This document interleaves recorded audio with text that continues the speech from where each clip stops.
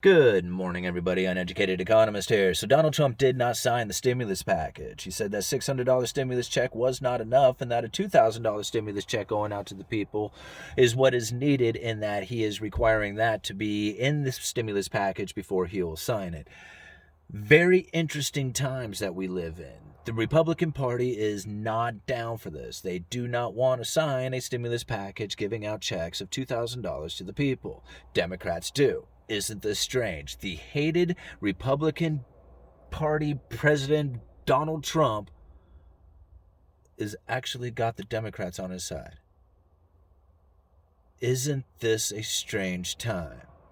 People hated this man. They talked about him as if he was the devil. They talked about him not wanting anything for the people, and yet here he is, wanting to have a bigger stimulus check for the people, the same thing that the Democrat Party wants, and the opposite of what the Republican Party wants. This is why I don't get into politics. Is because of stuff just like this. There is going to be plenty of talk out there for reasonings that he is going to do this. It's all going to be political. It's all going to be talking about the moral consequences and whatnot of going into these stimulus packages and everything that comes from it. Doesn't matter. The stimulus package did exactly what it was supposed to do. It was a credible threat. And I believe there is a stimulus package coming at some point in the future, but the credible threat is still doing what it's supposed to do. Steve Mnuchin was out there telling people that they're going to be getting their checks as early as next week. Steve Mnuchin was the one who was gone to the negotiation table saying this is what we need inside of the stimulus package in order for the president to sign it, and he steps out and says, nope. Steve Mnuchin didn't do his job properly. I want that to be a $2,000 check, not a $600 check. He was mistaken. Nobody out there believed that you were going to get a $2,000 check. Everybody knew that it was going to be small. Everybody knew that it was going to be a $600 check. Nobody was anticipating anything much more. Donald Trump himself had Congress extended just so they could pass this bill. He knew what was in it. He knew that check was going to be $600. Why did you play that game? Why did you extend Congress so that they could pass that bill just so you knew that you would not sign it? This is why I don't get into politics. It's because of stuff like that. I figured he would totally sign it. Steve Mnuchin was totally down for this thing. He is the negotiator for the Trump administration. He's the one who said, yes, this is what's going to pass. If you guys can sign that, then the president will sign that. That's what his job was. And the president looked at him and said, Steve, what are you thinking, man? I'm not gonna sign that. That thing needs to be $2,000, not $600. This is the ridiculousness of it. He talked about the $600 being ridiculously too low. Why don't we just make it ridiculously too high? I mean, you only fired off a bazooka of stimulus less than a year ago.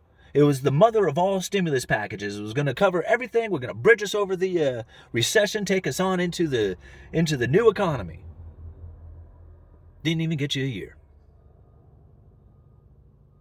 Here you are, needing to pass another one. Or pretend like you're going to pass another one. That way the people will feel more comfortable about going out there and spending their money before Christmas. See, if they didn't think they were going to get that $600 stimulus check, they may have not gone out there and spent all that money over the last day or two. But they're thinking, no, next week, yes, getting that $600 stimulus check. Go ahead and spend that money. It's cool. Nah, sorry. How much do they want to screw with us? Do they not realize how detrimental that is to people to spend that kind of money thinking that you're going to get it next week and knowing now that it's gone? You know how hurtful that is?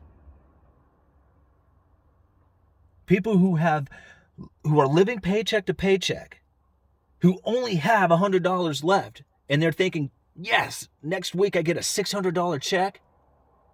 And, you know, the wife is, and I got these 2 kids, man, yes. No, sorry. No, you're not getting that now. And I'm sorry you spent that money anticipating that you were going to get the check. But, We got what we wanted out of it. Got you to spend that money. Yay, stimulus. This is what they're doing to you guys. This is part of the credible threats. They're out of the game. The game is coming to an end. This is how they play it. It is completely psychological now. It's all about confidence. It's all about whether or not you're willing to continue to play the game. If you're still willing to go out there and earn that paycheck and still willing to follow their rules and still willing to take part in their banking system and take on their debt. See, this is one of the reasons why I'm so into silver. It's my insurance policy against that stuff. Do what you're going to do. Crash your system. Inflate the dollar away. Weaken the currency. Increase your exports. Force more debt onto the people. Enslave the future. You know, if that's the game that you guys like to play, I don't want to play it.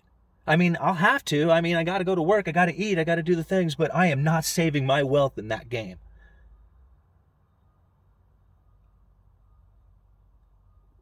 You know, thank God for cryptocurrencies. Thank God for cryptocurrencies, because it at least gives you something that's outside of the silver game, and it gives you something that's outside of that banking system. I'm not saying it's the cure-all. I'm not saying it's the best thing in the world. But I'm saying it's a great piece of technology to have against corrupt governments and misled rich people. I think that $600 is going to be some sort of advantage. $2,000 is going to be advantage. $20,000, $200,000, $2 million. Let's give everybody $2 million and nobody have to ever worry about anything ever again.